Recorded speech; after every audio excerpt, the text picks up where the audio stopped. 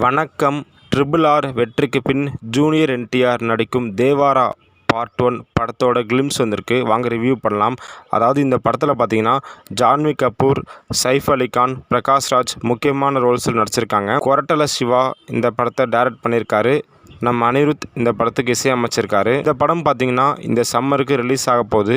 இந்த கிளிம்ஸோட ஸ்டார்டிங்லேருந்து எண்டு வரைக்கும் பார்த்தீங்கன்னா கடலை காமிக்கிறாங்க. அந்த கடலில் நம்ம ஜூனியர் என்டிஆர் வந்து ஏதோ ஒரு ட்ரேடிங் பிஸ்னஸ் பண்ணுற மாதிரி காமிக்கிறாங்க. அப்போ வில்லன் குரூப் வருது.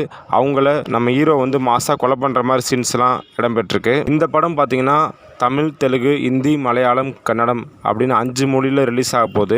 இது வந்து ஜூனியர் என்டிஆரோட 30வது படம்.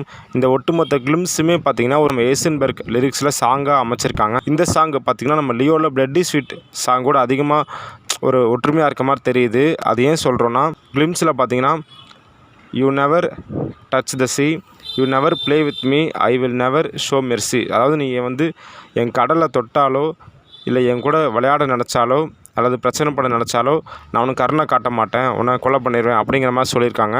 லியோலி அதே மாதிரி தான் ஐசன்பர்க் எழுதியிருப்பார். I am fire proof, nothing you can do அப்படிங்கிற மாதிரி லியோவில் இடம்பெற்றிருக்கும். ரெண்டுத்துலேயும் ஒற்றுமையாக இருக்குது. மீனானு பார்த்தீங்கன்னா இதில் வந்து பிளட் சி அப்படிங்கிற மாதிரி சொல்கிறாங்க. லியோவில் பிளட்டி ஸ்வீட் அப்படிங்கிற மாதிரி சொல்லியிருப்பாங்க. இந்த கிளிம்ஸோட எண்டிங்லேயே நம்ம ஜூனியர் என்டிஆர் சொல்லியிருப்பார், இந்த கடலில் மீன்களோட அதிகமாக ரத்தமும் ஆயுதங்கள் தான் அதிகமாக மிதக்கும் அப்படின்னு சொல்லி இது ஒரு ரெட் சி அப்படிங்கிற மாதிரி முடிச்சிருக்காங்க. தேவாரா அப்படிங்கிறதுக்கு அர்த்தம் காட் அப்படிங்கிறது பொருள்.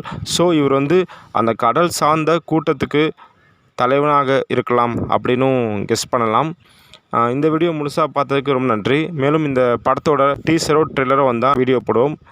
தேங்க்யூ.